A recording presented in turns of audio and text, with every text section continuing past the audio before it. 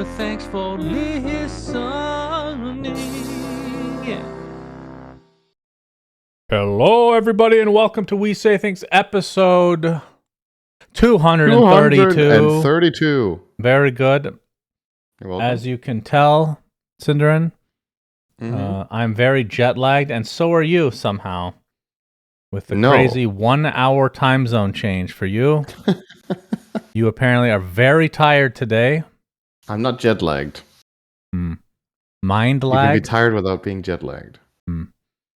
Oh, good job. Thank you. Thank you to our beautiful patrons, as always. Thank you to Happy Birthday Cassie. Dear Suns fan, hello. Yours truly, Captain Broccoli. We met him at Birmingham. STGC Daniel, humbled bookmaker, recommends Relic Arena. Wife heard Pyrian's belch, now divorced. Mr. I Love the NBA segment. I'm on vacation 2 weeks. Please hold NBA talk until I'm back.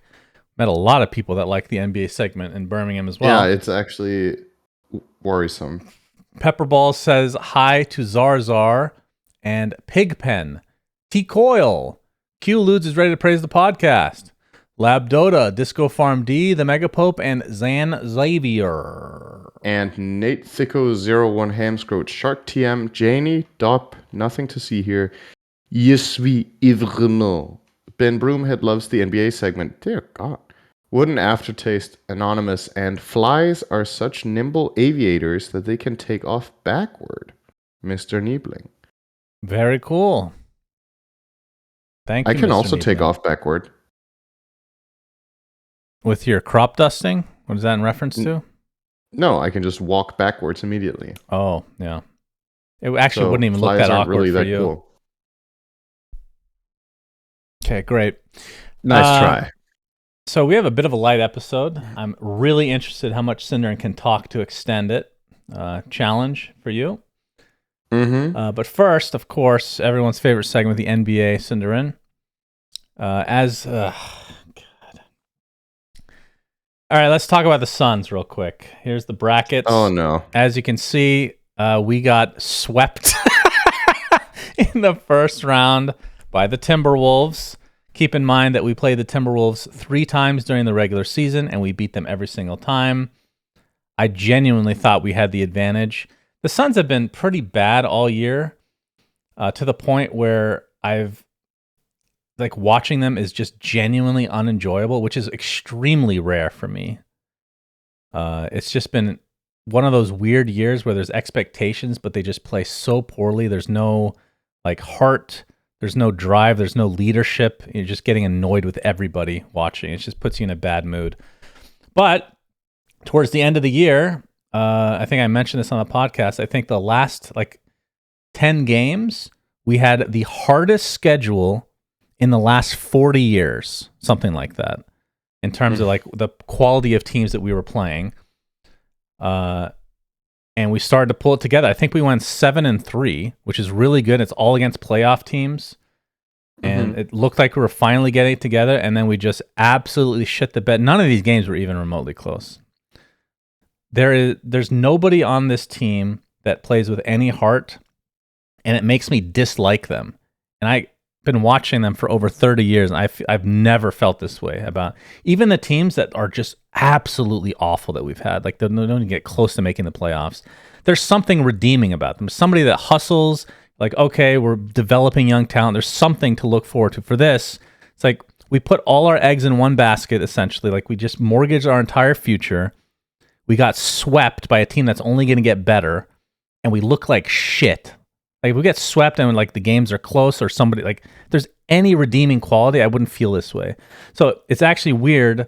This is the first time that we've been eliminated, which is every year we get eliminated, of course, that I have not been sad, because I was so fucking disgusted with them anyway. That was good riddance. I don't have to deal with watching them anymore this year. So yeah, that's my feelings on the Suns right now. It is, again, I've been watching them for over 30 years. I was at Game 6 in 1993 when we played the Chicago Bulls. That's fucking how old school I am. I've watched basically every single game since that point. And this team is just not even fun to root for. So Good luck to the Timberwolves. They have a nice young team. I enjoyed watching their star player Anthony Edwards. He's really fucking good. And I will say there's two silver linings here, Shannon. Yes. One of them is the Lakers lost 4-1. Yes, that's true. Yeah, so that should make you not necessarily equally happy, but that's probably a bit of a save. It is, yeah. And the second silver lining is the Timberwolves are going to win the whole thing. So then you're going to look better by comparison for losing to them. That's funny. Yeah. So my dad, he was obviously the guy that got me into the Suns. Every time we get eliminated in the playoffs, even if it was against a team that we hated, he would root for them because it makes us look good. So that's the exact same mentality. I don't know if they're going to get to that point. The West is such a crapshoot. It is insane how close everything is. And then the East, it's literally the Celtics and a bunch of absolute garbage. So it's going to be the Celtics in the finals versus it could be one of like many teams now still in the West. What do you think the playoffs would look like if there were no conferences? Yeah. I was talking to somebody at Birmingham about this, and I think the conferences are very outdated because I think in the last like 20-something years, roughly, the West has just been better, like 16 of them. Like, it doesn't mean they win the finals because a lot of times, like for the Celtics as an example, they're really good. They're the only good team in the East. They get a free ride to the finals. They're not really tested, which could be a good thing, could be a bad thing, but they're basically rested for the finals, it feels like, right? Where every other team goes through like this huge juggernaut. But the reason that there's conferences is because of travel, right? Because you're playing, like the Western teams are playing each other more often than the East. But these days, travel's gotten so much better that it's not really that much of an issue. But now the main problem is the teams have to vote to get rid of conferences, as an example. This hasn't even been brought up as a possibility because I think my understanding is that it would just get shut down. Because if you're an Eastern Conference team, what's the reason you would vote for to get rid of the conferences? Because your team suddenly becomes worse. Now, over time, it'll even up, obviously, for everybody if you just give it like 5-10 years. But during that 5-10 years, you can lose a lot of revenue because you're not making the playoffs because you fucking suck because you're in the East. So it's kind of a weird predicament that I don't think is ever going to get fixed. Would there be value in playing against the big ticket Western teams in terms of like selling merch and tickets to your arena? Like if the big West Conference teams start visiting the Eastern ones during the groups. I think it just depends. It's team to team. I think there's so many superstars in the league and they're all spread out everywhere that it doesn't matter that much. Okay. But yeah, I think back in the day, like with the Bulls, like Chicago having Jordan, then yeah, that would have made a much bigger deal. But these days, things are so much more even, other than the East, of course, which is very top heavy. What do you think the split would be between Western and Eastern if it was merged? Like how many teams would be in the top 16? Ooh. 12 from West or more? So right now it's 8 from West, obviously, since it's split. Yeah. Yeah. I'd have to look. 11 or 12 probably. I have to see what teams. I know there's like Houston. Yeah, it would be close. There's in the West there's only like 2 bad teams in the West probably. Everybody else is super competitive. And it could also be one of those things where similar to when we have Dota groups and people are like, oh wow, this group is so much better than the other one, and then they get to the playoffs and the team you thought weren't the best suddenly get top 3, right? Yeah. So yeah, I mean, I don't know. Like it's always hard to gauge how the internal competition fares against other teams when they never play them, right? You just have no reference. You just think they're better because they get talked up and because they play against each other at a high level, but yeah, like if you just spread the games out and you play each team evenly, there's probably a lot of these Western teams that just have way better records then because you're not playing against these juggernauts every day, including the Suns. Okay, that's the NBA news. I don't even know if I'm going to talk about the NBA until something happens with the Suns, which probably won't happen at all. Not even depressing, just devoid of all emotion. Talk about it if the Timberwolves win, or when the Timberwolves win. Okay, we just need to mention that happened. Sure. I'll mention the Timberwolves have never won the championship. They've only been to the Western Conference Finals one time. They've never been even to the finals before, so that would be quite the feat for them. It's their year. Well, we'll see. Trust. All right. Okay. Let us talk about ESL One Birmingham, which we were at. So we can split this up into a few categories. We can talk about the tournament itself, our predictions. There's some trash talking going on, and our experience. How do you want to divvy this up? Let's start just with the tournament itself and how it went. Go ahead. So this tournament was a bit, I don't want to say special, but I feel like lately we haven't had too many tournaments with just 12 teams, at least of this caliber. But this tournament had 12 teams in 2 groups of 6, and bottom 2 get eliminated, top 2 go to playoffs, and top 2 go to upper bracket, and third, fourth go to lower bracket. These groups were stupidly close. The best score was 6-4 in all of the groups. Well, those 2 groups, but among all the teams. And 4 teams had that score. It was Falcons, BetBoom, Liquid, and OG. 3 of those were in Group A, and then OG were in Group B. And the Group A was a 3-way tie because of that, so they had to play a tiebreaker for who started upper, which Liquid lost. So that meant the upper bracket consisted of Falcons and BetBoom in Group A, and in Group B it was OG and then a 4-way tie for second with 5-5, which Spirit lost and therefore got eliminated, and Tundra won and therefore started upper bracket. That was something. Yeah. Now, we didn't cover that 4-way tie. That happened on a remote stream, but I feel like that's quite exceptional to have a 4-way tie in a 6-team group.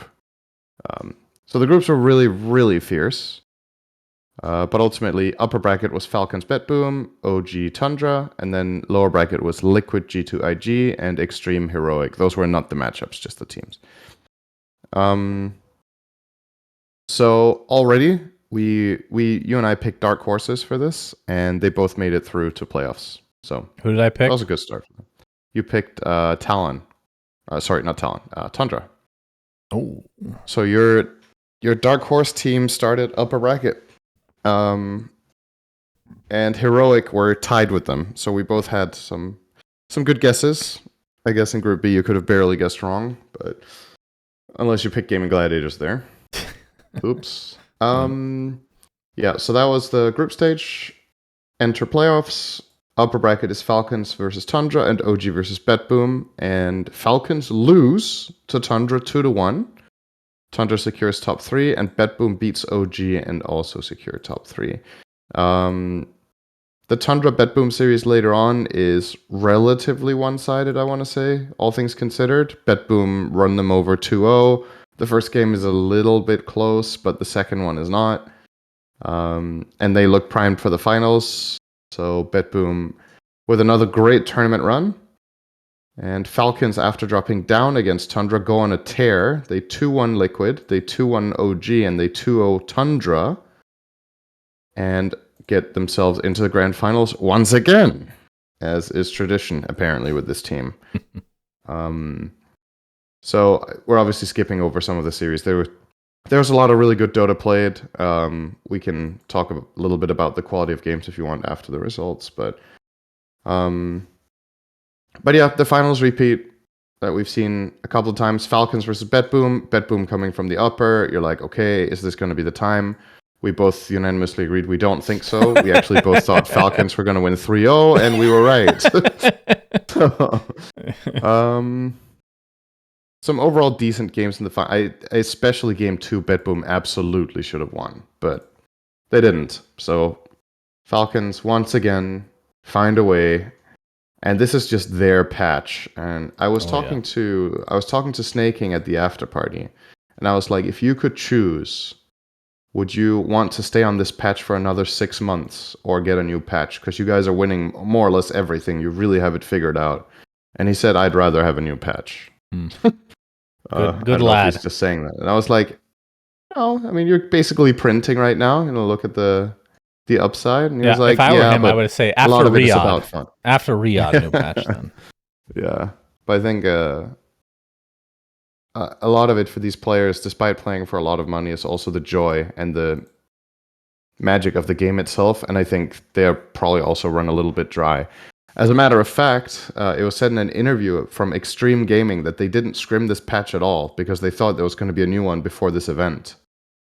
So they probably came in a little bit underprepared as well. That's a very stupid excuse. I think Falcons also scrimmed very little, but they won the tournament, so maybe they, are just better. I think that's maybe the dumbest excuse. It doesn't even sound real.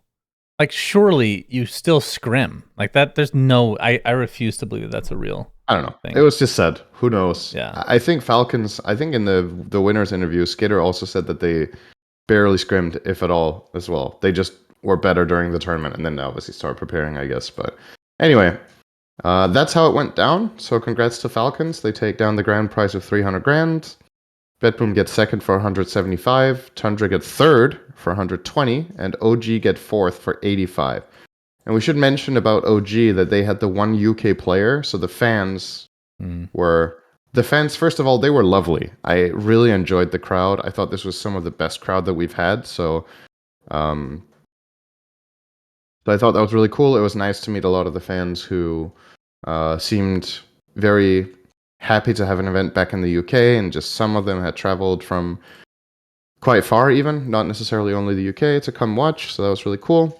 And it was a great storyline that OG got fourth for the sake of the fans. They were cheering hard for Ari, who had a great showing at this tournament, in my opinion. I think he played really well. Yeah, I think that's it for the results. So we usually don't talk about the EPT points, right? But effectively, this event, Lock-in Falcons and BetBoom have been locked in, I think, even almost before this event because they've had so many good placements. The 4,000 points for Tundra are huge, and the 3.2k for OG are also massive for those top 4 finishes. Yeah, I just want to quickly mention Heroic, even though, I mean, they made it to the playoffs. I thought they played really well this tournament. I'm looking forward to seeing them again in the future. And Tundra kind of shit the bed late in the tournament, but they showed how they can definitely compete with the best on certain days. Yeah. They're just very inconsistent. Like this last series was really disappointing to me. They picked some cool heroes for Thompson. Wait, was it not this one? Wait, which series? What's the one he picked? Pugna. Is that not? Is that in the upper bracket? It was the series against BetBoom. I think he got absolutely run over. Yeah, anytime it felt like he picked something cool, they just got trashed, which is unfortunate. He picked the Clinks mid here, I think, against Tundra, or against Falcons. Yeah, they're a cool team to watch. We'll see once they have more time under the bed. The pretty close for a bit, at least. And I guess we can do our predictions since it's in line with this topic. I just wanted to add one more thing about Heroic before, because people don't really know how to place this team and came in with different expectations. Heroic could have topped Group B. They ended 5-5, as many teams did, but they were probably the team that was closest to getting a better score, despite OG being 6-4. And I say that because I think 3 of the games that Heroic lost were absolute nail biters, and they went super late game, and it came down to like 1 or 2 key moments. So there was a real possibility in this group that Heroic could have been like 7-3 or 8-2. And I think for most of the other teams that ended 5-5, that did not seem as within reach because some of the games they lost were just not as close. So they really put up a fight in almost all of their games, which is a really good look against the field that we're against. And we ran into Davai Lama on the way back from... We were out eating, I think. You and I and Kezo and his girlfriend were out for dinner. Was that with you? Yes, thanks for remembering. Yeah, it was with you, because there was also one time we were without you. We ran into Davai, and he seemed in really good spirits. He seemed very positive, optimistic about the future of the team. He thought they played well. He thought he did well, which we were wondering, how's this guy going to play on stage? Because he's been around for a bit, but never played a big event on LAN. I think he played really well. And he seems to have a good attitude and very optimistic outlook. So that was pretty inspiring to see, and I hope they do well. It seems to have some good stuff going on. So, all right, that was the results. Let's look at predictions. I noted our predictions pre-tournament. Here are your predictions. Yes, sir. You picked top 3 in no particular order. You picked Falcons. That's a good start. You picked Extreme. That's not so good. and then you picked Bet Boom. Oh, okay. So you got 2 out of 3, Not and bad. 2 of them were even in the finals. And your dark horse was Tundra. Yep. So your dark horse got 3rd, which That's is good. really good. That's good. My predictions were Falcons, so I get that one. And then I had Extreme, so that's equally bad. And then I had Liquid, who got 6th. And then my dark horse was Heroic. So that was a good once pick, again, though. Shannon, you're just better. What can I say? I think your track record in predictions are... This is why we need a new patch, because then I won't be able to predict things. And things are very predictable right now, you know? I will say our overall predictions are quite good for this event. This is probably the best shared score we've had. Yeah, none of the teams we picked were eliminated. Extreme was. No, they made it to playoffs. No, Extreme made playoffs, but they lost the first round 2-1 against G2IG. But they did make playoffs, so all the teams we picked got top 8, and you picked 2 finalists, and I picked a finalist, and our dark horses did well. So, not bad. Heroic unfortunately also only got top 8. They lost 2-1 to Liquid, but good showing there as well. So, yep. That's the prediction, Shannon. You win again. Congratulations. Your prize is nothing. Thank you. Fortunately, we're not competing for anything in this because I would just be going broke. So, well, I would feel like you win bet every money. time. Maybe that's wrong. You already owe me $100 meal, so really on a roll this year. I've really been trying. We went out for dinner like 3 separate times. You're like, nope, you're not getting the bill for this one because I want it specifically to be one time. Yes, I want one $100 meal. Okay, let's talk about our experience since this is in line. Birmingham was... So the tournament itself ran relatively smooth. I think early on we had some production issues, but that got sound fixed. issues were a bitch. It was very un-ESL-like for like the first day or two. And I think part of it is because there was like different people working on it than we're used to. But in the end, they ended up fixing it. I guess I'll talk about the other negative, and then the rest is positive. Other negative was they put us, the casting desk or whatever, at the top of the stairs of the stadium. Literally, we had to go through the floor of the arena, then wrap around the stairs, and then go through like the public area, and then go up the stairs again. And you saw how out of shape I was each time that we would go up those stairs, because I was horribly out of breath for like 5 minutes, which was good for my health. So maybe that's a small positive. But the real issue, and I already echoed this to some of the ESL people, like if we need to go to the bathroom in between games, we basically can't, because it's going through public areas, so we get stopped for like pictures and whatnot, which I want to talk about that as well in a bit.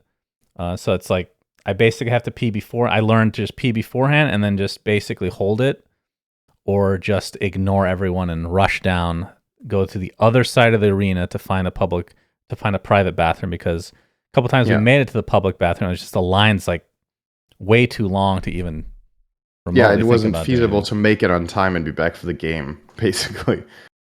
Yeah, so pissing was an issue. I did consider bringing a bucket, but I figured I might get fired for that one, so I held back.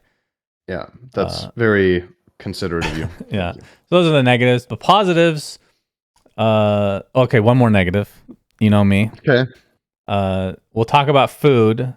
So when we had food in the hotel or catering, it was basically what everyone has echoed to me in the past about the UK food being very bland. It was very bland to the point it's like, why is there no spice on this? It's so weird. So I can elaborate a bit on that from my perspective as well. I actually thought a lot of the food that they were going to make and what it sounded like actually didn't sound too. I genuinely just think they don't salt food enough.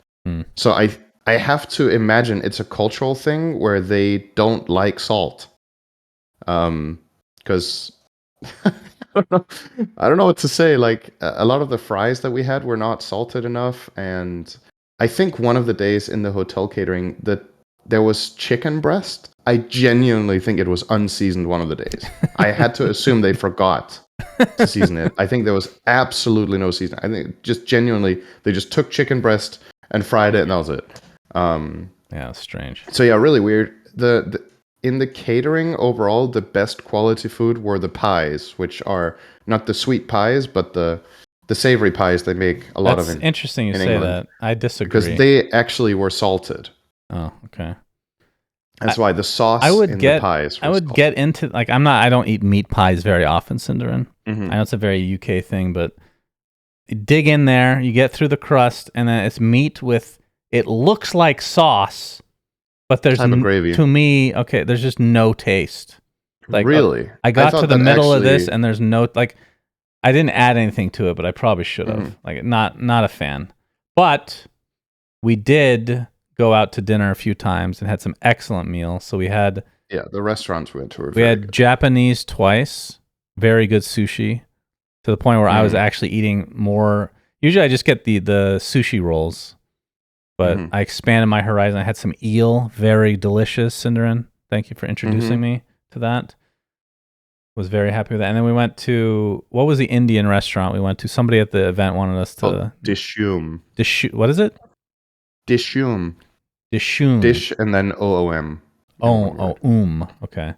Yeah, so we had Yeah. Indian food, which obviously is a big staple in uh, the UK, and I thought it was quite good.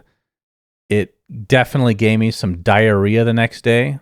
That's a good sign. That means it was spicy. Yeah, when it's like a Or little creamy. bit, Or no, both. it wasn't creamy because I Mm-hmm. avoided the cream, thankfully. But yeah, the spiciness gets to me eventually. So actually, it would have been a disaster for casting because it's a 40. That's another complaint, I guess. I forgot to mention that 40-minute drive to the venue from the hotel. But It varied by day. But I yeah. was about to come downstairs to get on the shuttle, and it hit me.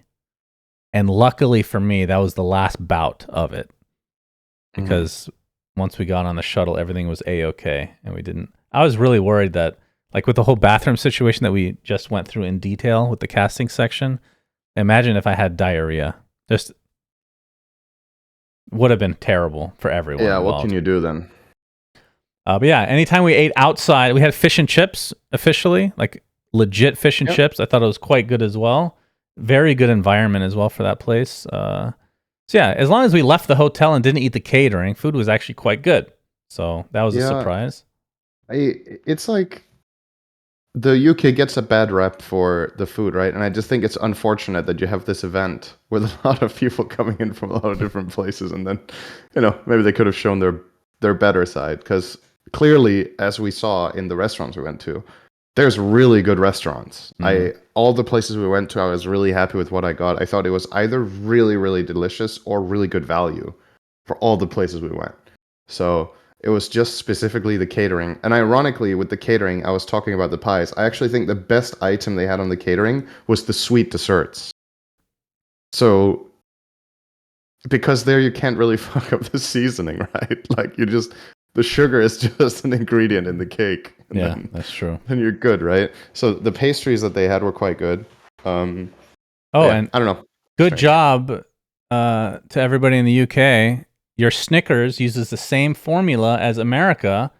Thus, And therefore they're worse. it was delicious. Very good Snickers over there. Good job. And weirdly enough, they use Coke Zero formula that's US as well. Quite bad. Because they didn't have on that one. they didn't have the cherry variety, which would have made it better. It's interesting though because it's so close to mainland Europe. You'd think that the production, like all the things, would be the same as EU, but I think one of the conditions for Brexit was that they couldn't get our Snickers anymore. yeah, That was why it was a close vote. understandable. They really wanted to keep the European Snickers, but unfortunately. What else? We met with a lot of fans at the more than usual, I feel like. Yeah. And it was really nice to see a lot of you. A lot of people. You're the one that brought this up as well on the spot. A lot of people mention that they like the NBA podcast or the NBA segment. More people said that than said they like the podcast. Yeah, actually. By a large margin. They were just saying it to piss me off, all of them. It's shocking. And most of them don't know anything about basketball. They're like, yeah, I don't know anything about basketball, but I enjoy it. I think it makes sense. I think it makes sense that a lot of people wanted to come over and talk because there's no language barrier, right? I think in terms of like confidence. true. The fans are more likely to want to strike up a conversation because they feel comfortable just speaking in general. And then I think also that there was this overweight of podcasts slash NBA enjoyers because, again, it's a UK audience, so they're more likely to listen to our podcast because they, you know, consume English content in general compared to second or third language content. So just makes sense. But yeah, that was really cool to see and cool to hear. There were so many people that came over and were like, I listen to the podcast every week. We definitely had more people say that than at other events. Just so many people that support this. So that was super cool. And yeah, overall, I guess this was a bit of the vast majority of fans that we met were out in the hall rather than by the casting desk, which I personally prefer it to be at the casting desk. So it's kind of like, you know, it's part of the work, and then when you're not casting, then you go and rest backstage. But for us, it was kind of the inverse, where between games, because the casting desk was so separated from everything, not a lot of people came over. But then when we came out into the halls, obviously there were a lot of people that hadn't come over that then saw us and wanted to either get a picture or an autograph or whatever. So that did mean that the transit could get very long, which is fine, but I personally prefer to have people come over to the stand. But I just get that with the setup, it didn't really make sense. So, I kind of like that setup. I mean, I know it wasn't like planned because we were just walking around and trying to find somebody. Forget what the scenario was, and we just got stuck there for like an hour and a half. But I say stuck there. I enjoy that stuff quite a bit, actually. I used to not, but now that getting older, you know, I can appreciate these things. And now that everybody says they love the NBA segment, they're winning you over. Huh? Yeah, I mean, I love it when people mention things that we've done like a long time ago. It makes me feel good, actually, because sometimes I forget myself.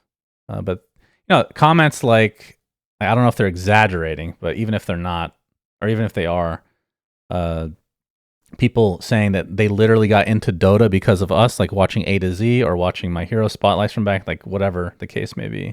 That's pretty fucking cool, man. Because that's like over 10 years ago at this point, you know? That's pretty insane. And it's cool to make a difference for people, right? I think my favorite stuff is when people come over at events and they have like some personal story about how either Dota or either of us made a difference. Like sometimes people are like, I was going through a rough patch and you guys' podcast or the casting or watching Pro Dota or whatever helped me or something like that. Then you really feel like you make a difference, you know?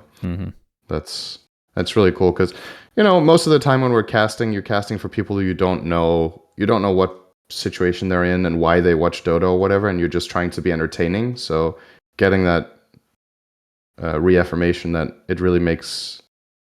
Also just people that are like, hey, I love listening to you guys' casts. It's really fun. There doesn't have to be any depth to it. You know, people that are just enjoying themselves and have it as entertainment or whatever is great. This time there was a woman who came over and was like, I fall asleep to you guys' podcast all the time. I was like, okay, that's great. It's like, I always find those to be a little bit weird because it does happen sometimes that people are like, I fall asleep to your stream or your cast or whatever. And it's like, it's a compliment, but it's also a bit of a diss, right? Yeah. Like, you're not entertaining enough to keep me awake. But that person probably fell asleep while you were talking about that. So yeah, keep it up. I think of that as a clear positive, though. So yeah, great event overall. Do you want to quickly talk about the Dota itself? So I was going to mention one more thing. I got to take the train. So normally at these events, of course, I just take plane rides, and you guys know how much I hate plane rides. And I feel like I'm justified more. I feel more justified lately in hating these plane trips because I've started to really dawn on me how little this son of a bitch and other people in the scene actually have to travel from events. And I'm on the West Coast. It's brutal. And West Coast, if you're LA, I mean, that's still bad, but you're getting direct flights to like major cities. Right. Where for me, the one international flight that's not to Canada or Mexico is London. And I did not want to waste this opportunity because I think everybody else flew into Birmingham one way or another. Like if it was Jenkins or something, there's not going to be direct flights necessarily, so you take like two legs. But I got to go to London, the creme de la creme flight from Phoenix, and then take the subway and then the train. I have to say, train rides are sublime, Synderen. My God. Oh yeah. This is only like the second time I've done it now as an adult. It is. That's what's so crazy to me was when you told me that. You were like, this is the second time I take the train. I was like, it just never crossed my mind that that's a thing. But obviously in the US, the train infrastructure is pretty much terrible, right? Because of the distances and everything. So if you want to go cross country, you're not taking the train. It takes forever. It's probably hard to find connections. You just fly. But in Europe, taking the train is just a completely standard thing, especially internally in countries. You just take the train from A to B. So I don't know. That was just interesting for me to hear that you've basically never taken the train. To me, it's just completely normal. The subway was very normal subway, so nothing special. Mm-hmm. It was actually a bit intimidating because the itinerary they gave me, it's like telling me which places I need to go to, but it doesn't give any specifics as to which subway I'm supposed to get on. Like I got there day of like going to Birmingham, and I had to go get the tickets or whatever in person, and then I asked somebody at the desk, "Hey, can you give me some instructions? I've never really taken the subway before. I forget what they even call it, the tube, I think." And they wrote down a bunch of details. I'm like, how would I have possibly known any of this? It's insane. It's like, and then coming back, I couldn't find anybody to ask. So I had to ChatGPT it, and ChatGPT was mostly accurate, Synderen. Mm-hmm. But I ended up taking the wrong direction one time. So I had to get off and then get back on. But that wasn't a big deal. But the trains, when you're actually giving a ticket and just chilling, fucking amazing. Incredible experience. I wish I could do that more.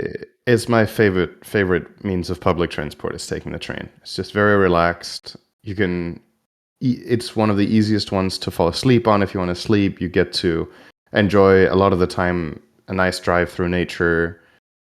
It's very calm. It's like peaceful, actually. But there is an element of RNG as there is to all public transport. It really depends who's in the room, right? There's a lot of crying kids or noisy 7-year-olds. The noise is one thing. The queues for planes in general, it's mind-numbing. Yeah. Oh yeah, skipping all of that is lovely. The air pressure, just being stuck in a seat. Ugh, man, there's so many things that I say it all the time, and I know I'm very negative. Reddit brought that to my attention a week ago. I didn't know I was negative, Cinder, until that Reddit thread came up. Nobody ever told you that. But I think the thing in my life that I am the most unhappy with, and the main thing that actually I feel justified in complaining about, is travel. It like destroys me. Like the older I get now, the worse the jet lag is as well. So yeah, every fucking tournament's in the Middle East or Europe. It's literal opposite. There aren't many events in the US, but it's not only that. You live West Coast and you live in the wrong place, West Coast, for international travel, right?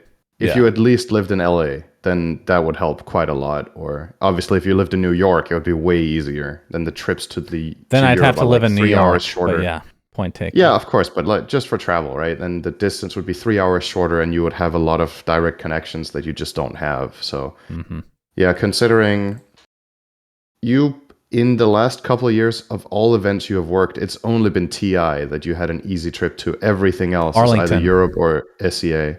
Arlington is more than a few years ago by now, isn't it? Wasn't that 2019 or something? It was 2 years ago.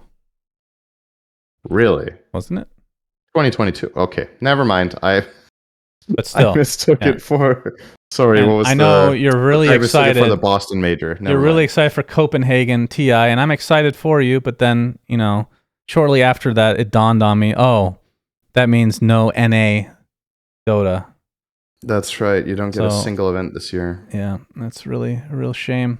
I mean, I can't really, the player base is so low. I can't even justify having a LAN here anyway. But yeah, just from a selfish standpoint, the travel really kills me, as you can tell by my very tired state of affairs right now. Okay, so you wanted to talk about the Dota being played? Yeah, just quickly about the patch. You and I have our own feelings about it at this point.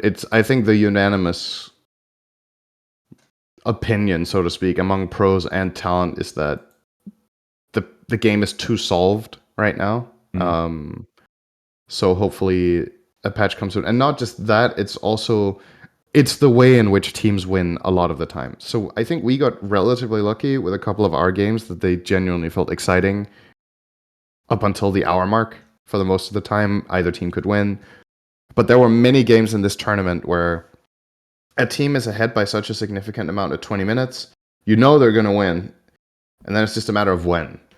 And sometimes that could take another half hour, and it's not particularly inspiring to watch when you kind of know how it's going, but it just takes long to end. It's it's like fake duration, if you know what I mean. Because Dota for many years has been very lane intensive now and very early game intensive, and it's just a different packaging now where if you go back 2 years, sometimes Gaming Gladiators would just win a game in like 25 minutes, right? They would crush the lanes and then they would go high ground and finish. And now that same game in with the same lineup will crush the lanes and then they will just go high ground 15 minutes later. The result is the same. The way in which the game ends is the same. It's just dragged out. So it's like those extra 15 minutes aren't really offering much. And I think that's the biggest complaint that fans, casters, and players have is this like dead space where you kind of want to end, but you can't. So I really hope they do something about that in 735. I think that's the biggest wish for everyone that I've asked is easier high grounding and conversion of winning. I think the game could also... There's like two things that in my opinion need to happen. One, the games need to be easier to end when you're ahead. And two, I think it should be harder to get ahead by as much as teams can during the lanes. I think that's the way you balance it out so that you don't end up back in 20-minute games again. And then less gold on the map will also help. That's a big request from a lot of people. We weren't going to talk about Crownfall at all. The reception has been very good. At the start, it was very polarizing, and there was a Reddit thread about me being very negative about it, which, I mean, it's very true that I am a negative person and all that good stuff. But I think the context of what it's funny because I said it several times in the podcast before that clip, praising Valve for the patch. Crownfall, it's very in a vacuum, very cool, very good stuff. I'm allowed to be disappointed still, though. Those two things can actually mutually exist, and I feel like I'm not the only one. Talent and pro players, like you said, all want a new patch because like we're doing this for a living, and if the games are so predictable, like the past few tournaments, I've selected the top 3 out of the top 4 finishers. For like that never happens ever. Like not even once has that been the case. Well, I didn't. Yeah, but that's normal for you. Okay. That's very normal for you. But I mean, the point is, I think just changing stuff up is going to have such a I'm going to get so much more joy. Like I play 1 day a week right now, Cinderin. Like I've been playing for 20 years this game, and the patch is just for me a little stale. Like playing it, it's not like it's super unenjoyable, but I'm not that excited to play. And then casting it can have its fun moments for sure. But like you said, there's just so many predictable points of the game that it's like, oh, here we go again. First Roche, get the outer tower. Second Roche, that's when you attempt to go high ground. Sometimes it works, sometimes it doesn't. And if you win the laning stage, like you said, at a ridiculous margin, it still takes you up to the 45-minute mark to finish the game, which shouldn't be the case if you're stomping that hard. Do you want to quickly do some predictions for the patch then? Just we don't know when it's coming. It could be in weeks, obviously, but I think the top 3 things that are going to happen is easier high ground. Something about Roche will change. I really feel like it. I think the banner. We've done this experiment now. We've done this experiment now with having him in both corners, which I think can be okay. But I just think the placement and the terrain around it is not inspiring. I think the way in which Roche fights happens was way cooler in the river. And I think now you've tried it for long enough that a big new ladder patch can maybe bring him back to the river. Maybe a layout change where he can be in both sides of the river, perhaps, would be great.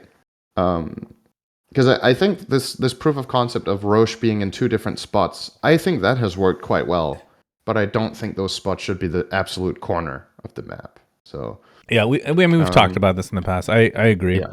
So And I think the that's main going to reason is because happen. you don't have 360-degree access to the pit like you did in Yeah, the river, right? it just makes Like for very technically different. you do, but it's like a little crevice that you can Eh, hide in. It's like not very feasible. it's not the same thing. I mean, but at the same time, like even though these quote unquote Roche offs that we have constantly are very predictable and whatnot, it does force fights. But I feel like in the long term, it's proven to be a bit unhealthy that it's kind of manufactured to be that way. You know what I mean? Yes. This game has increasingly over time forced fights more and more, right? We see very few teams playing split push strategies and lineups. There's just a lot of key objectives that you kind of have to interact with in one or another capacity. Wisdom runes, bounty runes, power runes, Roche, it all adds up. So I think I've talked about this in the past a couple of times that I think Dota is at its best when it's a sandbox and the game offers you a layout, but you choose how to play. And I feel like over the years, the last few years, Dota has been telling us more how to play than it used to. Mm. So that I don't expect that to change drastically. That's why it's not on my list of things I see happening. I obviously still have my cautious optimism and hopes for stuff that I would like, but I genuinely really think Roche will change. I think that one's coming. And what did I say? So Roche, high grounding will be easier. And then I also I don't know if this will. I don't know if this is more hope or more think, but wisdom runes I would also like a different version of. I think this concept has now been tested. Yeah. Honestly, I think the Tome of Knowledge was better because at the very least, then it didn't force specific movements to an area on the map for either team. It's another just forced objective where you can just have the wisdom or the tome of knowledge, and then the old tome was whoever buys it gets the whole bounty. I think the split 50-50 is really good. I think keep that. So whoever buys the tome plus the lowest XP hero in the team gets the bonus. And then on pro play, you can decide, do you want the experience on 2 supports or do you want it on a core and a support? So it becomes like an element of strategy on a pro level. And in pubs, it is, okay, try to be a little lower experience than your 4 as the 5 so that when your mid buys it, you get the experience, I don't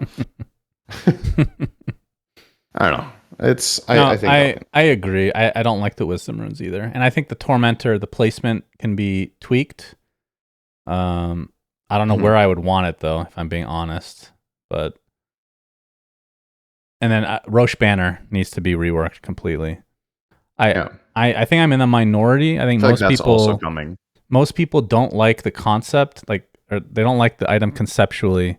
Where I do, I just think you can wrap it in a better package that is more consistent and rewarding. Like, Right. I don't personally like the idea of having it as a flag, perhaps something that you just place on a barracks and it just upgrades your barracks temporarily and actually makes the units not garbage. I think one thing is to make the creeps. I forget the actual stats that you get from it, but you can obviously scale it differently than it is now because if you're using it on regular creeps now, it's going to make them marginally better. They should make them super creeps at the very least. And if they're super creeps, they should become mega creeps. And if they're mega creeps, well, they become the Gaben creeps that we're seeing now, which are fine. And I think they should give less gold while in that form, which automatically would happen because you're upgrading them to super creeps anyway. So I think that adds another element one way. potentially. But There's tons of ways to change that banner. I think it's not difficult to come up with a better version than there is. It's just a matter of where do they want to go with it. But I agree, the current version is uninteresting. If pros are using it for high ground vision for literally one auto attack on a flat cannon, that item's garbage. Yeah. Like absolute garbage. All right, let's talk about one piece of drama, I guess, from the tournament / I don't know how you want to wrap this. I know that Amar, I don't know anything about these 2 threads you sent me, so maybe you should explain. But I know that part of this entire conversation, ESL had the players come up to each other before the games and talk a little forced trash talk, if you will. And I feel like most people liked it, but there's definitely some negative comments about it. I don't know how common that feeling is, though. I think this is always going to be a little bit polarizing, right? Just the examples that you're showing are like I don't actually think the context here is that important. It's just to show a couple of examples of the type of trash talk that was happening during the playoffs of the tournament. Um, First of all, the tournament encourages it when they do pre-game trash talk, right? It's like you're trying to build up this.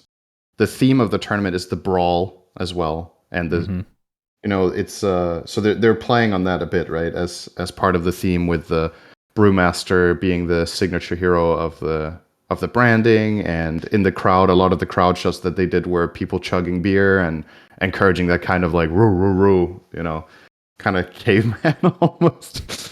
I personally thought that was great. I thought it was really fun. But I can understand why some people don't like it. And when it comes to the trash talk, I think that's always the case, right? Some people think it doesn't belong at all, that it should be very gentlemanlike. Some people think it's awesome, it adds flavor.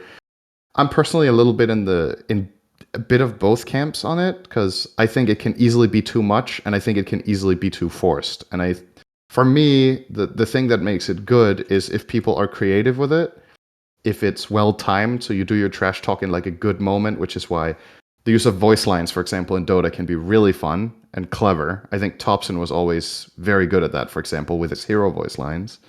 And then there's the standard voice lines in game. But this is different because the teams are actually just sitting there typing trash to each other, and a lot of people loved it. I thought some of them were all right. I thought some were maybe a bit much and a bit stupid.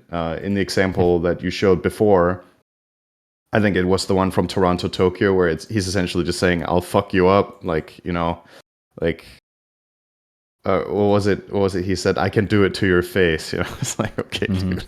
Like it can be good or bad, but it's very individual how good people are going to be at it and whatever. But the most important thing is that it doesn't turn into genuine hate, right? Yeah. That everybody understands in the teams. This is the most important. Is that the teams themselves understand that this is for show, and that they don't actually start fostering some serious animosity towards each other over some words in a game. That's not the impression I have. So as long as they're cool with it, then. So do you like the idea of all chatting in the middle of a match? Like I said, I think it's hit or miss for me. I think it really depends how good people are at doing it, how fun the thing they say is, the timing of it, whether it seems a little bit insensitive, right? Like, let's give an example. Let's say one of the players is feeling sick and pauses the game, right? That's where you don't talk shit, Like, that would just be an example of that's just really, that's in bad faith and just bad timing. But if something really stupid or really funny happens, if somebody makes a clowny mistake or whatever, I think that's fine to poke a bit of fun at that. So yeah, I think context really matters for me. Honestly, I don't know how I feel exactly about it. I think right now it's fun for now, but I could see this getting so much worse. And yep, I think true. The other thing to keep in mind, similar to things we've talked about in the past, but pro players have a huge impact on the player base and how they act, and they could easily construe this into becoming even more toxic. So I think that is a valid concern. This is one of those things that could be a very slippery slope. Like, I feel like for me, I'm not an impressionable young kid, so it's not going to affect me. I think it's fun. And like you said, sometimes it can be maybe a little too mean-spirited, and the question is, who is the person that, I guess it's an admin that steps in at some point and just arbitrary. It's like a referee in basketball. It's like, okay, you get a technical. It's kind of arbitrary. Right. It's just based on their feelings. And I think if we go down that road, that's okay. But I am worried that, with the younger player base, not that there's that many young people playing Dota these days, I guess, but you get the point. Bit of a slippery slope for sure. It's true. As always with this kind of stuff, like I said, the most important thing is between the players, whether they get what's going on. But it's true. Does the audience actually understand, right? Because if you're a fan of players or of the game and you watch Pro Dota and you're, like you say, impressionable, and you think, oh, I'm just going to start talking shit in my games, then you're lacking the contextual awareness of this being for show, right? You're not playing your pubs for show. People aren't going to interact with this trash talk in the same way necessarily. Trash talk in pubs can be fun too, but again, like language, whether people understand the context is always going to be varied. So, as you point out, if the frequency of it goes up, then hopefully people understand. Somebody's bringing up in chat how CS2 kind of does this. I don't believe they're allowed to all chat or anything, but they will literally just scream after a round. Yeah. And I personally find it extremely cringy. You're playing a fucking video game, like, and trying to act all tough. Like, you can scream with excitement that you won, but when you're like screaming, taunting the enemy, I find that to be fucking cringe. That's like I remember witnessing a LAN. What LAN was that? It was something in Canada, a Moonduck event. It was Dota, and then there was Gears of I think War. I remember this. Gears of War was like the secondary game, and it was like all 12-year-old, 13-year-olds, and they would, after every kill, get up and taunt and scream. And I mean, they were very racist too, so that made it even worse. Like, they would say absolutely vile shit. And I think that kind of stuff, personally, not a fan of. I like the basketball stuff where you're trash talking. It's all relatively good nature. I mean, sometimes you can go overboard, and that's what the refs are for. I think that's a healthy medium, but when you're just screaming or taunting somebody, I think that's over the line. Yeah, we haven't really reached that point with Dota, I would say, at all. No. From this event alone, I think it was all right. Speaking of hit or miss, that's also the thing about the pregame, right? This is very player specific how good that's going to be. I think the pregame trash talk, some players really lean into it, some really don't, and I feel like that one's going to get old pretty quick because it's a novelty. I think right now. Yeah, I think so. That's my guess, but we'll see. It's not like they're going to do it at the Riyadh Masters, right? No, that's probably not happening. That would be funny though. I'd love to see it. Okay. I think speaking of which, I guess we segue into the Riyadh Masters, aka the Esports World Cup. Overall this year, it's a $60 million prize pool for all the games combined. You can see on this graphic here. There's $7.6 million into the qualifiers itself. There's MVP awards that total up to $1.1 million. Then there's game championships for $30 million and club championship for $20 million. I'm trying to remember what this is. So one of them, I forget which is which. One of them is kind of like the CGS, where an org gets a bunch of games. Like you're competing. The club championship, I think. So the club championship, you get a bunch of these games, which they list them here. Let's see. Apex Legends, CS2, Dota 2, EA Sports, FC24. I have no idea what that is, by the way. Is that... Somebody in chat tell me what that is. Fortnite, Free Fire, never heard of that one. Honor of Kings, League of Legends, Mobile Legends Bang Bang, Overwatch 2, somehow still doing events for that fucking game. PUBG Battlegrounds, PUBG Mobile, because of course you have to have two different ones for that. Rainbow Six, Ren Sport, I haven't heard of that one either. Rocket League, StarCraft 2, Street Fighter, TFT, cool to see. Maybe we'll get Relic Arena in there someday. And Tekken 8 with a couple more titles to come. Oh, it's FIFA rebranded. They rebranded FIFA. You're kidding. EA Sports FC is FIFA? Why? Okay, somebody in chat. I'm actually really curious. Why would you rebrand FIFA? That was like extremely iconic. Oh, they lost the license. Interesting. Oh, well. Wow. Okay. Then it makes sense. Yeah, Rensport is a racing game, apparently. There's a ton of different games, and the club championship is about which org scores most points across all titles featured here. So some of the orgs will be picking up teams in all sorts of different games that they generally haven't really had teams in, just to compete for a piece of this really big pie, essentially. I can't remember who it was that told me, but there was an org called Twisted Minds last year that won this thing, where they just had teams in basically every game that was featured there and got a lot of top 5 finishes, and then that's how they won. Whereas a lot of other orgs only had 1 or 2 or 3 games that they had, so they couldn't win. Even if they won a championship, they couldn't get enough points. So, right. And then for Dota itself, Dota's prize pool this year will be 5 mil, down from, I think, 15, was it? It was something like that, yeah. So dramatic decrease. Dramatic decrease. So overall, the whole World Cup thing that they're running is bigger, but the Dota event is smaller in terms of prize. Mm-hmm. And I think the reason the prize was as big as it was in anticipation of a TI prize pool that obviously was way different. And now that the TI prize has shown to be dropping, they dropped theirs too. That's just the way it looks. Yeah, I think as long as this is a guess, but as long as they have the highest prize pool Dota tournament, that's what they would want. Which, based on last year, it will be still at 5 million. Yeah, and I'm guessing this is still the single biggest prize pool there. For an individual game. I believe so. It's still the biggest. Yeah, it has to be with that. I believe so.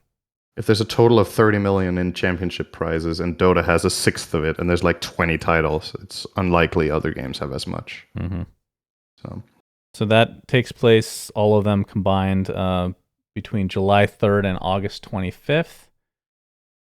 Yeah, I believe the dates are out on Liquipedia. Let me double check for Dota. Riyadh Master, yeah, July 3rd to 21st, so it's almost 3 weeks.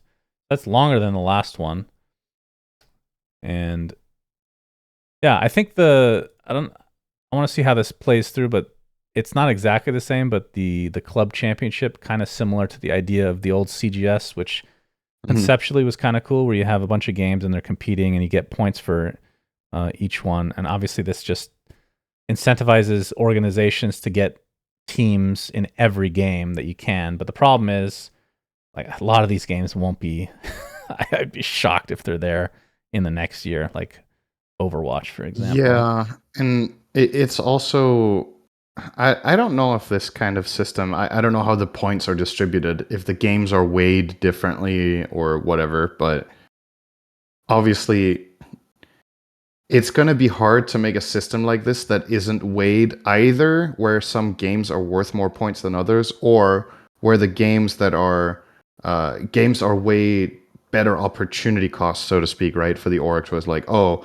I can get into, what was it called, Free Fire, and that scene has, like, let's say it's a very warped scene where there's 3 players or teams or whatever that are way better than everyone else.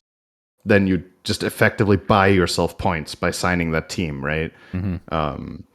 So I don't know if it's healthy the way this is going to run with that. I can see what they're trying to do, and I don't conceptually disagree with the idea.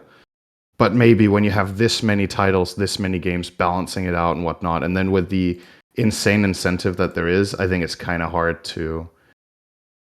It's the same for everyone, surely, but, some orgs just have more money to spend. Yeah, right? It's all about spending. I mean, I think the issue I have, which probably gets cleaned up eventually, is if they continue with this type of format, is just to cut the games in half. There's way too many games.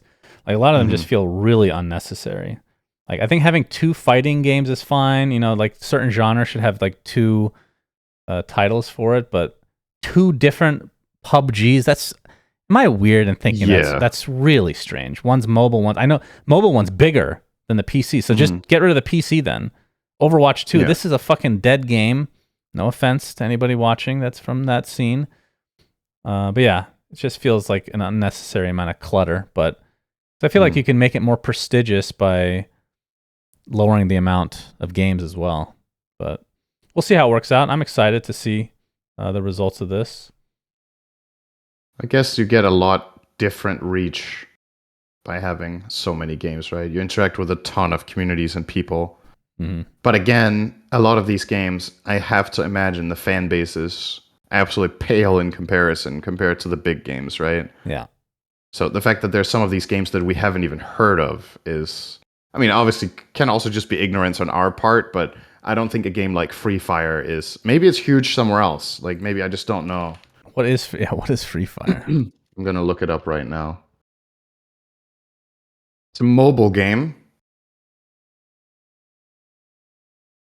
with, a shitload of players, I think. I mean, that's just because we're not into mobile, right? Yeah, probably. Maybe this is a huge game. Like, maybe this has more viewers than Dota.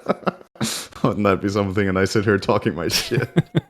And then this is the biggest game. We got Overwatch beat. That's all I care about, Cinderin. Yeah, I think it might also be very regional, right? There's some of these mobile games that are huge. Like PUBG, for example, is, I believe, enormous in the Philippines and some of ACA. I think who was it? Cloud Generator in your chat is saying that it's huge in SEA, Free Fire, that is. So, maybe these games are bigger than we think. But regardless, I still agree. I think this amount of games is probably over the top. But yeah. Yep. All right. So that is the EWC? C. Okay. C is for Cup. Yeah, they did change the name from Riyadh Masters to Esports World Cup. Or at least they're more so leaning towards that moniker now. All right, yes. The old ESWC is gone, so the name was freed up, I guess. Yeah, that's why it's a bit confusing as well. Anyway. All right, that brings this episode to an end. We made it over an hour somehow. Fucking shocking. Let's go. Let's go, team. We did it again. Yeah, hopefully we'll have a lot more Dota topics next week. Thank you to everybody that came up to us at Birmingham. We appreciate you. It was really fun interacting with you guys and gals. Okay, so until next time, Suns Fan Center signing out. Goodbye. We say things that don't mean anything. Subscribe. But thanks for listening. Yeah.